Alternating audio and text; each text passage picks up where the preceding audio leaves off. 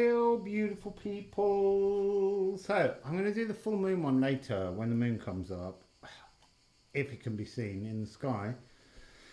But also, tomorrow, the 20th, Gaia Uranus goes stationary direct. And that's the big one I've been waiting for. It's in Taurus. Oh, yeah, I know. Why do I say Gaia Uranus? It's to do with trying to remind myself through sound healing that all energies are genderless, really, of planets and cosmic bodies. They can take on more of one frequency than the other, maybe, but I'm just trying to remind myself that everything has flip sides, everything has a growing gradient. And the idea is that Gaia births Uranus, Uranus together with her births all the other gods of the pantheon. And yet, you know, female named planets are much rarer. I mean, there's a lot more asteroids have been named after female goddesses. Always, they're just harvest goddesses. They're not even very thoughtful in terms of the women being capable of being anything other than, you know, fertile and a harvest. So I think it's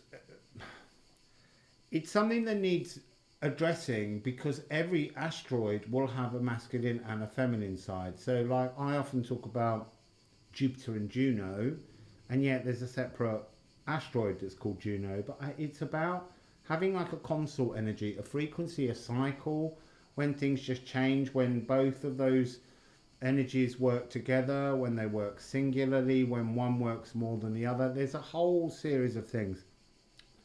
But Gaia Uranus is a very profound and powerful kind of grandmother frequency. It's the mafia's nonna. You know, everyone does what nonna says.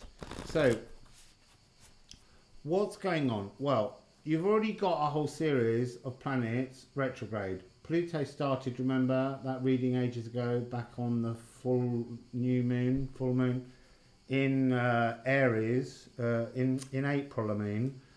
And it's been retrograde. And others have joined. So we've got Pluto, Saturn, Jupiter, Neptune, Chiron, and now we're adding Gaia to the mix, and then Mercury will join the crowd on the 27th September. But just shortly after that, on the 6th, on the full moon in Libra, Pluto will come out, followed by Saturn, followed by Jupiter. So there's a balance point being reached. So just let's go into this and just see with the lovely runes. I'll put a link in. You can go onto my webpage. You can download the deck with the symbols on, or you can download it without the symbols, and you can begin to have some playful, joyful fun with the runes that we're working on together. So, Uranus, Gaia. I'm not going to take these, I'm just observing them because they slipped out, because I hadn't actually asked the question, but it's Wacken and Ken. But it's big force Ken.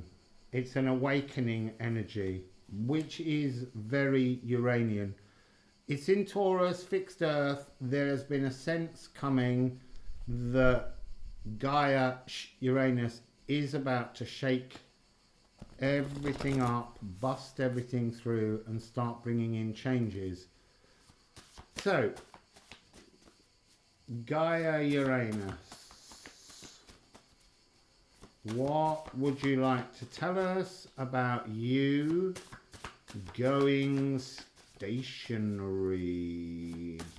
retrograde? Right, how many cards have fallen? It's like about 12.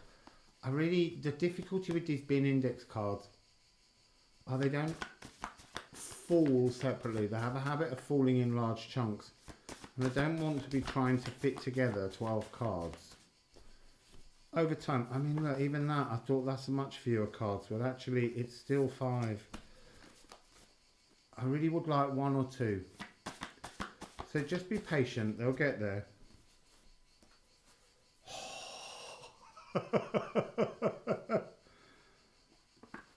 They've come out again. I put them back. So, it's a big, shaky awake energy. To originate. That's so, I mean, look, this couldn't be a more Uranian energy. I never realised that when writing it. To awaken and to originate. Uranian frequency is to originate things. Torch and spark of Canaz. This is divine spark. This is original thought. Originate, original thought. It's very powerful energy. So let's go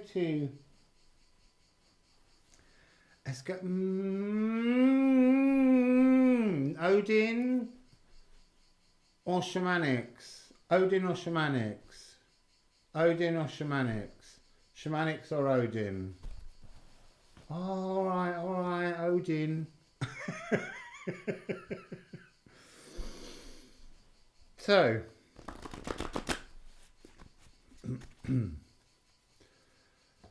oh, that fell out before I even started.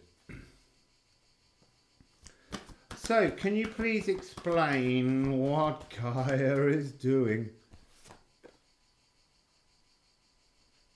Elhas. This is often about protection, but it's almost telling me it's time to blend. It's time to blend with the cosmos. That's interesting. It's time to blend with the cosmos. It's time to seek protection, but you don't want to do it thoughtlessly, I guess is the best way of putting this. You need to approach this. You might want to watch that Rune video about how you meet a matching deity. It's like we need to tune in to Gaia Uranus. It's going to be retrograde until the 19th of January 2022 next year. So there's a lot of ground shaking coming up. It's a hellish harvest in the split there. There's something of Uranian frequency in hell, I have to say. The goddess. So, what else would you like to say, please, Odin and Nine Realms? Shadows.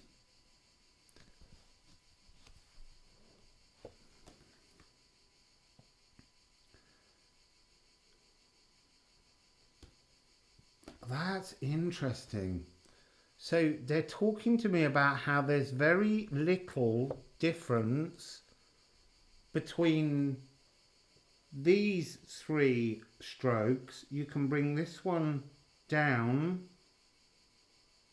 just moving that, and that gives you this. Yeah, that's on a bit of a lean, but the point is there's protection in appreciating your shadows. That's really interesting. Right, let's go back to the rune deck then. There's appreciation, there's protection in appreciation of your shadows. There's protection in appreciation of your shadows. Gaia, you need to explain that. And please do it with like a nice 1 or 2 cards, not 26. There's protection, there's camouflage. Being in the shade. Look, I'm hearing hiding, but in plain sight. You know, going under a tree and blending with a tree. Going towards Gaia, blending with Gaia, but being known to be there. So, this is 1, 2, 3, 4, 5. Ed's going to do it.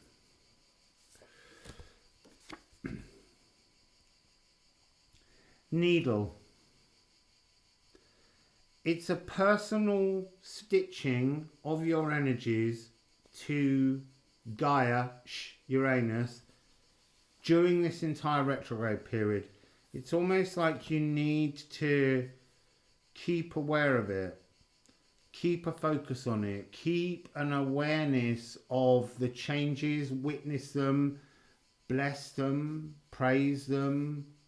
Don't be shocked by them. There's something about, if you doubt what you're seeing, you will collapse out of that protection of shadows space. So there's protection in the shadows.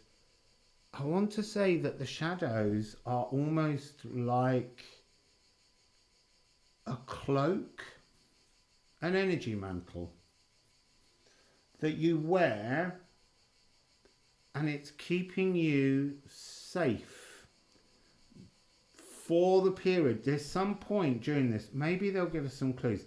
There's some points during this retrograde season, because bear in mind, Pluto, Saturn and Jupiter come out on the 6th, 11th and 18th of October. Pluto, Saturn and Jupiter come out of their retrograde in Libra season, in balance season. But it's still saying you need to be wearing your shadows. You need to find your shadows to act as a kind of camouflage for what's coming. And then as we move through this period, there will come a point where you get to scrub the shadows from you. This is the Butcher's Broom. Butcher's Broom was called knee holly. It's not a holly, but it looks like a holly. And it grows to knee height. And it was long used as a broom to scrub the blood from a butcher's block. So it's quite strong images.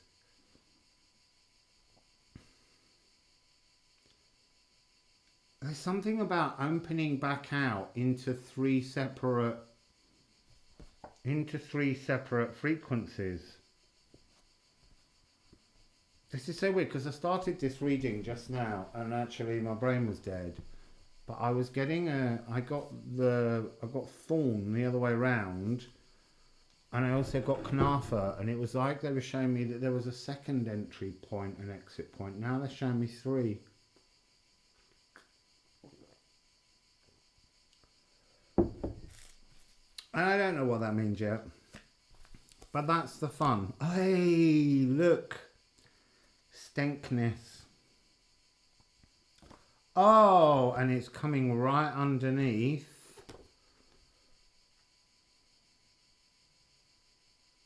So, what else have we got here? Oh, look, we've got it. It's there again, the double door.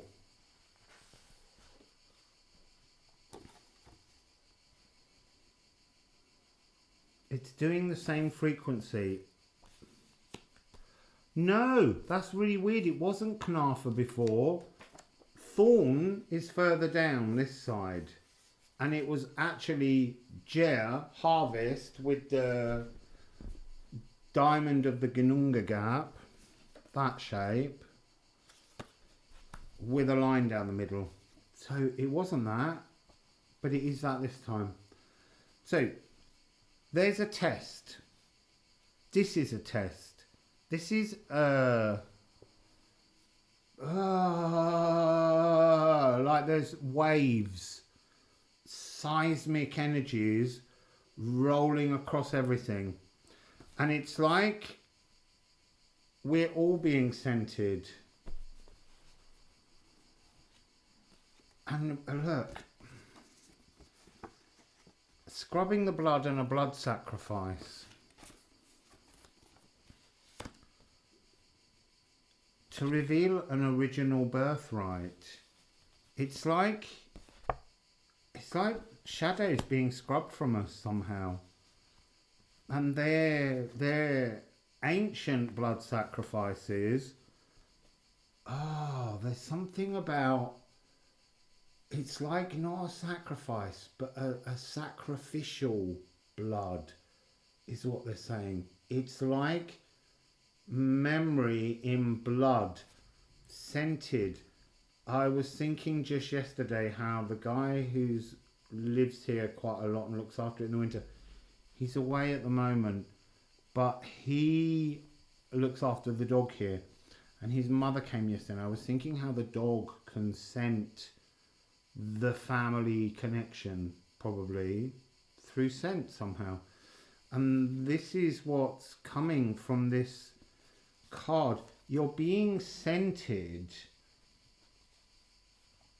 for how well you've managed to scrub free of these shadows, but you mustn't scrub them free yet. This is really weird energy. I'm loving it. Othel.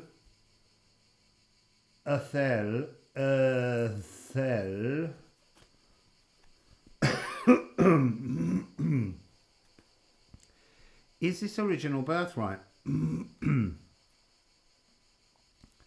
It's like it's held up. It's been held up for centuries. This needs to be pulled out and bent and reshaped to create the new energy. There's quite a severe change. Although you could look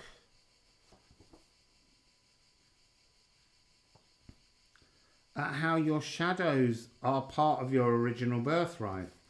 You just have to look at the energy frequencies. It's very possible to take this and fold the two top parts up and create a cell. But you mustn't remove those shadows yet.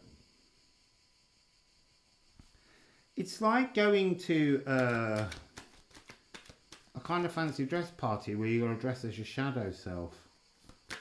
That would be an interesting party. But you've got to do that for the rest of this year.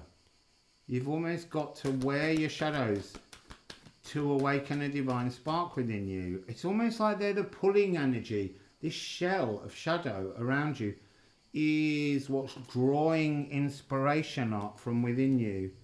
And then you will scrub down, you will be scented, and then there will be this blood sacrifice. I'm going to go actually to this deck.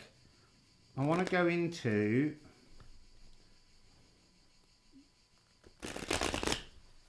Stenkness. I love that word. It's very much like stench. Right, so what's going on? What's going on? Gaia Uranus. What's going on?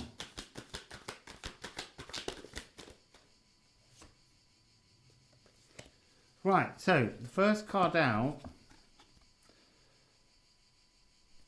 is Five of Swords. What fascinates me about this, every time I see this card, it's about changing the guard. But is it about changing the guard, or is it about changing ourselves? Is it what we become when we're scrubbed up from the old sacrificial blood ties that exist within us? Then the second card, King of Cups. It feels very much like there was no winners and no losers in this battle. This retrograde period, there's only a sense of change, but there's a sense of emotional change. There's a Menhir in the background. Menhirs are a marker of a life lived. And here we have the Four of Wands and the Ace of Wands, and they total 5. So we've got the Five of Swords, and we've got this sense of having broken down the inner turmoil to create this, that spark, this, to originate, is exactly what the Ace of Wands represents. It's about a new, impassioned notion that's coming. And we have the Four of Wands, as I said, which is about coming back to an ancient home. But I don't mean somewhere you've lived before. more like an ancient frequency, more like an original birthright. This is what this is. An original frequency that's been lost. So, let's think. It's very warm in here. I'm inside because it's too sunny outside.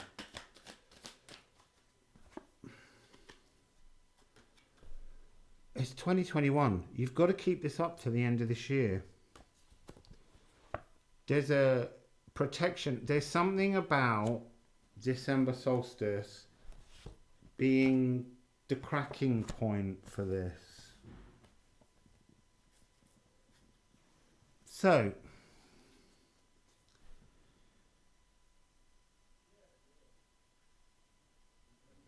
right, let me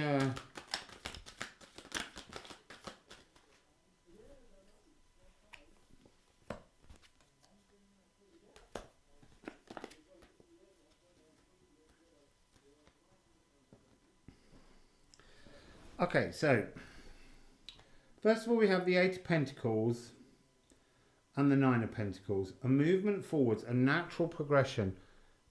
Since yesterday evening, this Nine of Pentacles has very much become the frequency of synchronicities.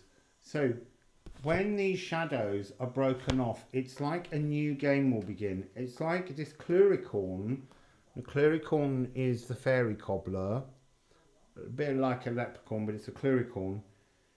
There's something about divine timing with the mushrooms, the spores, the footprints. This, when that way up, as treadle, is the footprint, the spores. Spore is another word for a footprint. The thing, the marker you leave behind.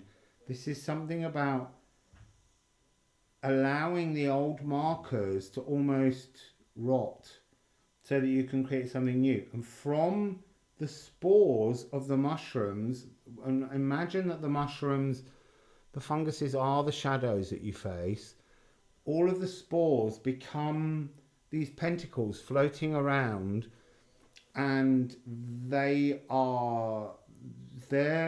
a whole series of finite synchronicities to help you on your next pathway to seek this, because I don't feel like this comes yet.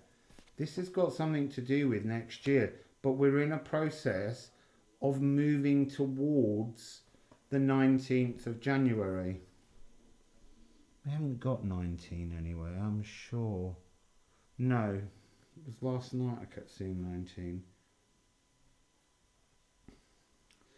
So now here, this is the Lovers, but this is almost like an unwillingness to co-create, to genuinely co-create with Gaia Uranus. It's a kind of, there's different energies here going on.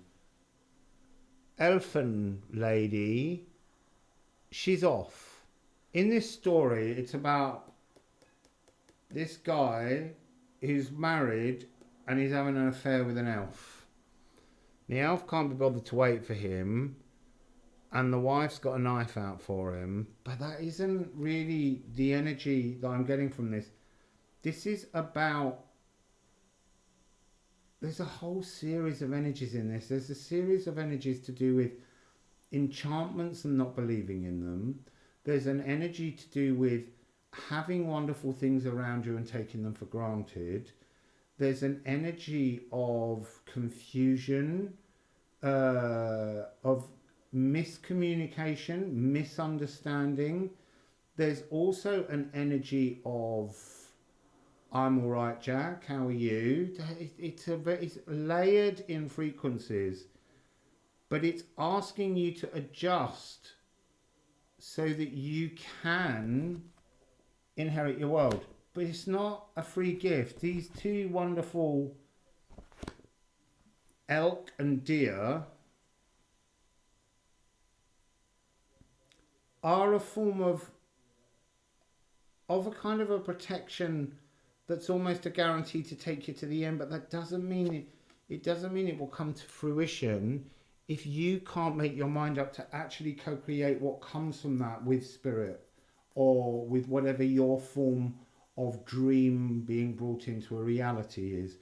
It's not something that's happening to you for the sake of it. It's happening for you because you make it. So then we have the Knight of Swords and the Magician. And there's another stag in the background, and it's the ghost of a stag. There's something of the Lover's card here. This is almost, these cards are coming as the frequencies between. So you can battle on riding the Taurian energy of Gaia Uranus, busting things through in Taurus, but look, following all the right steps. Or you can choose to just keep standing alone as a shadow of your former self, stuck in your shadows. And yet they're saying to me, you still need these shadows at the moment. It's not the moment to break the shadows. So they're saying, don't have the second shoe and you can't walk anywhere. Don't be in a rush. These synchronicities that will open for you, and signs and coincidences that will start to flow in, will happen, but they've got a divine moment and it's different for everybody. So I'm just going to take this deck.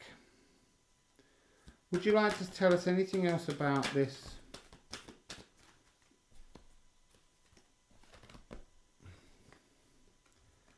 Look, it's interesting. Before we had 1 and 4, and now we've got 1 and 4 again. But it's also, it's the same one. We're dealing with a new impassioned divine spark frequency being driven through. But the Emperor is saying, it's saying rush forward but hold back. It's saying witness, but don't be overly involved. You've got to ride the bull. You've got to ride with Gaia, Uranus. But you've got to be able to prune and bring things into symbiosis. You've got to be able to allow the energy to kind of, again, it's, you've got to wear the darkness, the shadows for this period. What do we have here? Oh, that's her upside down. So what do we have here? So we've got a lot of swords. I'm just going to show you, I'm pulling the 2 swords out because they're 13 frequency. You've got to exit things. You've got to let go, and you've got to let your heart heal, which is very much about the Lovers. Co-creating with spirit as you move through this period will heal you, but it's setting up an exit into the moon in Aquarius. Ah, you see that? Is 2 days away. That's the full moon. Full moon in Aquarius. Full moon in Aquarius is bringing some kind of new cosmic mesh destiny. But you can't act on it yet. What, right, you need to explain that. What's the relevance of the full moon 2 days later in Aquarius? So, the 13 of air, 13. Oh, and we've got 14. So there's a change, there's a body change, there's a spirit change, there's a change, frequency changes. It all starts to kick in, kick off, progress from the full moon.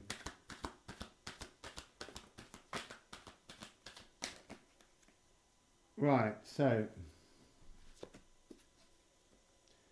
14 again. 14. I was expecting a different number all the way through this. 14, 14, 14. 141414. Sasha, are you paying attention? Temperance. Mary the Jewess. Alchemical transformation. Change and transformation. These are both cards where you have to change it. You can't stand waiting for the ghost of the magician. Wear your shadows. Make a choice. They're saying, you know, look, all this stuff you've done before, all of this, where did it get you? Really though, where did it get you? It got you into something that you thought was a field of dreams, but actually it was just a load of tinder maze or something. It wasn't, you couldn't take what you harvested to the market to barter with. And then we have the moon. There's something very important about the hinging of the moon. The moon is bringing forth something. So can we just it's bringing forth like the next move in the game of chess. It's the next note or chord in the symphony. It's the next moment that brings a new thread, a new straw. It opens the new needle point to stitch. So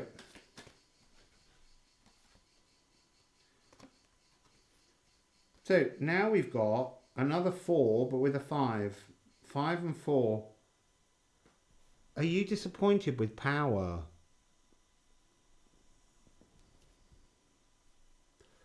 That's what they're saying. Are you disappointed with power? Not your power, with power. Why are you asking that? Why are you asking that?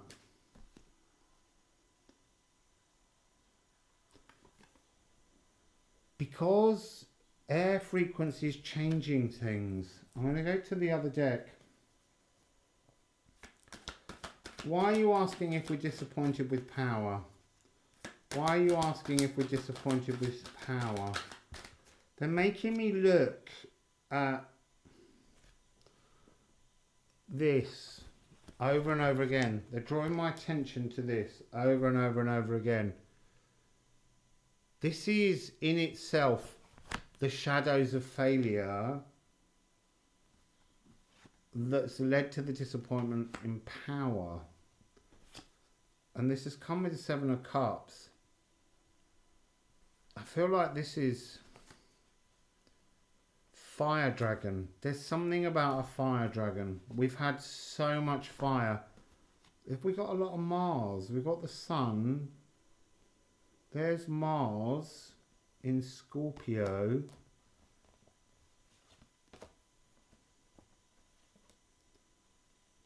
It's just all these 14s adding to 5. 1 4s and 5s. Something very strong about that. Are you... You're not ready. That's what this card always says to me. When will you be ready? You're not ready yet. But this is the growing period. Is this the period of time when all this changes?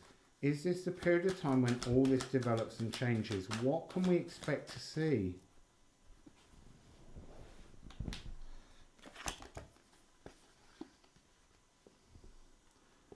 New knowledge. He eats a salmon. He's wise. And it's coming with the Hermit. An inner wisdom. This is Old Mother Time.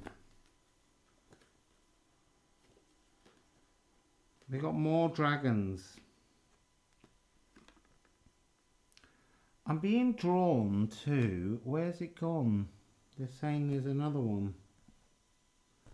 Oh, you see, now that is exactly it. So, 9/9. 9th of the 9th is the start of a new wave of signs and synchronicities that will come to people. 9th of the 9th. It's a bit like the 8-8 portal, but it's more like the Lady Gate. It's the Virgo gap. Please mind the gap.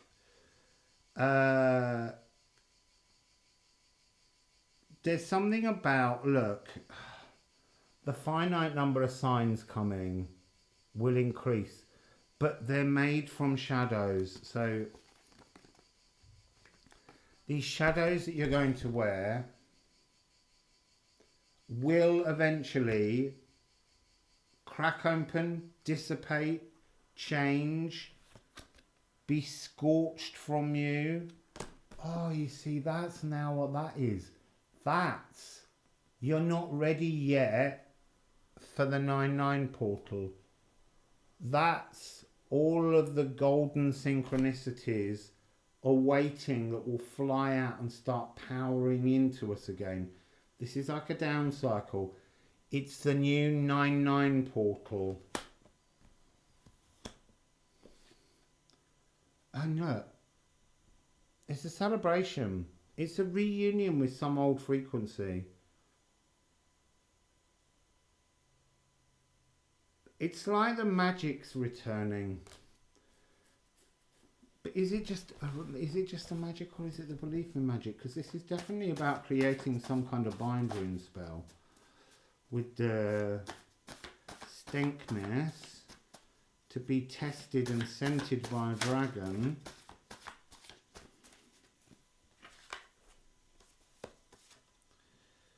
So, Was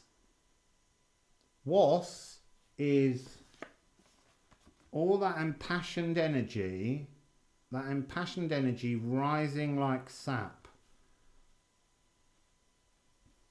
And then we have Condal, which is another form of Ken, but it's the two halves of Ken. This is this part, that, might be the other way around, is that part down there. It's the two energies that make up the torch spark. But this is the Uranian frequency of it pouring down towards you, and you trying to correct and bring your energy up to connect into it. But you haven't quite got the formula right because you're still carrying your shadows. At the point at which your shadows crack open, and I don't think that's the 9th, I think it's longer, you will be aware, this is Gaia, of your speared potential. So it's